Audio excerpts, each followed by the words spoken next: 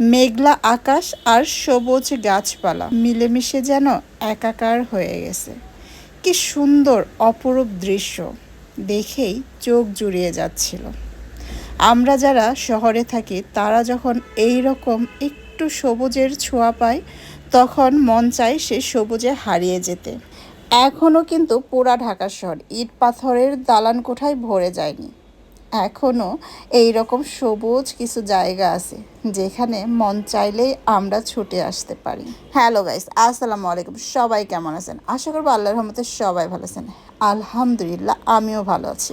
অনেক দিন হলো তেমন কোথাও ঘুরতে বের হই না। শুধু যারা কিনা স্কুলে যায় আর বাসায় আসি, আর মাঝে মাঝে যারা যদি কখনো বাইরে খেতে চায় তাহলে আশেপাশের কোনো রেস্টুরেন্টে যাই, তারপরে বাসায় চলে আসি। তাই আজকে ভাবলাম একটু বাসা থেকে দূরে কোথাও যাব। আর আমরা যারা উত্তরাবাসী তাদের দূর বলতে কিন্তু দিয়াবাড়ি পর্যন্তই। তো যাই হোক, আমি দিয়াবাড়িতে আসছি। আর আমার খুব পছন্দের এই নার্সারিটা, এই নার্সারিতে অনেক রকমের গাছ পাওয়া যায়। যদিও কম বেশি সব নার্সারিতেই পাওয়া যায়, তারপরেও কেন জানে আমার এই নার্সারিটা খুবই ভালো লাগে। আমার বাসায় যত গাছ দেখেন সব গাছ কিন্তু এই নার্সারির থেকেই নেওয়া। তবে আজকে কিন্তু কোনো গাছ নেওয়ার জন্য আমরা নার্সারিতে আসিনি। আমরা এসেছিলাম একটু সবুজের মাঝে ঘুরে বেড়াবো। আসলে সবুজ বলতে তো এখন ঢাকা শহরের এই নার্সারিগুলোই আছে, তাছাড়া তো আর কোথাও সবুজের ছোঁয়া পাওয়া যায় না। তাই ভাবলাম এই নার্সারিতে গিয়ে একটু ঘোরাঘুরি করব, যদি কোনো গাছ ভালো লাগে তাহলে নিয়ে যাব। ভালো লাগে বলতে তো সব গাছই পছন্দ, মনে চাই একদম একটা বড় ট্রাক নিয়ে এসে সব গাছ তুলে বাসায় লাগিয়ে দেয়। কিন্তু মন যা চায় তা তো সব সময় করা যায় না। আজকে মন চাচ্ছিল বেশ কিছু গাছ নিয়ে যায়, তার সম্ভব হচ্ছে না, কারণ আমার বারান্দাতে গাছ রাখার মতো কোনো জায়গাই নেই।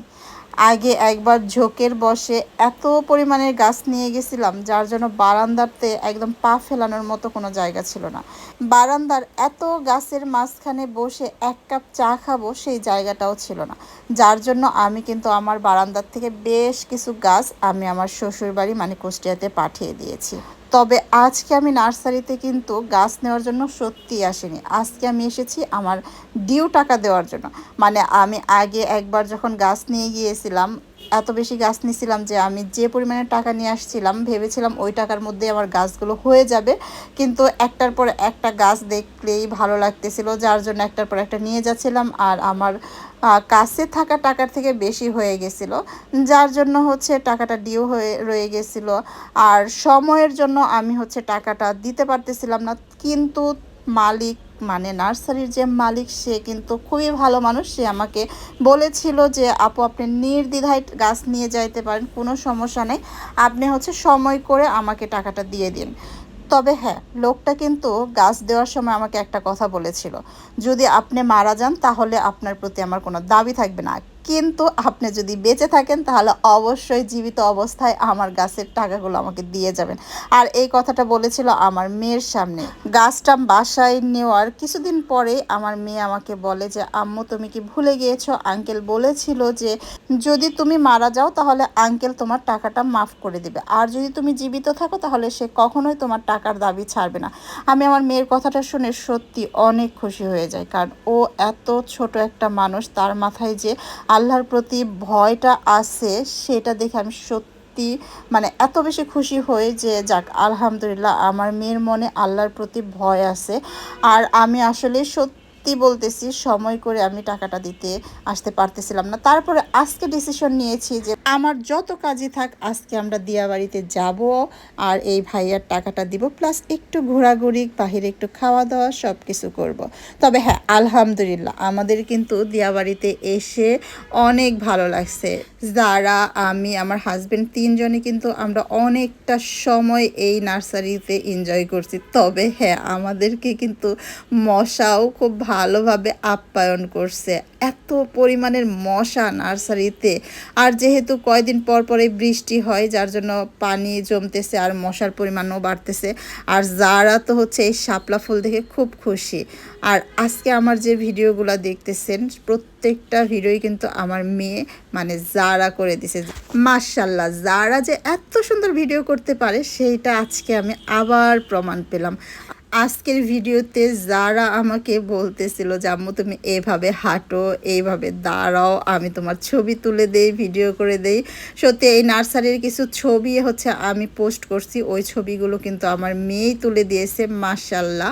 আর এই নার্সারির যে রিলসগুলো দেখবেন সেটাও কিন্তু যারাই করে দিয়েছে, একদম কোন পজিশনে দাঁড়াবো, কিভাবে হাঁটবো, সব কিছুই আমার মেয়ে করে দিছে মাশাল্লাহ। আমি খুব হ্যাপি যে আমার মেয়ে এত সুন্দর করে ভিডিও করতে পারে। ও যে সুন্দর ভিডিও করতে পারে তা কিন্তু না, ও যারার আরও অনেক প্রতিভা আছে, আর সেই প্রতিভাগুলো আমি একে একে সব আপনাদের সামনে পেশ করব ইনশাল্লাহ। যারা অনেক সুন্দর ড্রয়িং করতে পারে, যারা অনেক সুন্দর জিনিস বানাতে পারে, শুধু পড়ালেখার বেলায় একটু গাফলতিটা দেয়, মানে পড়তে তার মন চায় না, তাকে সারাদিন ড্রয়িং করতে দেন কিংবা কোনো জিনিস এনে দেন, সেইটা দিয়ে সে কী থেকে কী বানিয়ে ফেলবে সেটা বলার মতো না। তো আজকে যে একটা গাছ দেখতেছেন নিয়ে যাচ্ছে, এইটা নাকি সে তার পড়ার টেবিলে রাখবে, আর সে প্ল্যানও করে ফেলছে যে সেটা কিভাবে পড়ার টেবিলে রাখবে।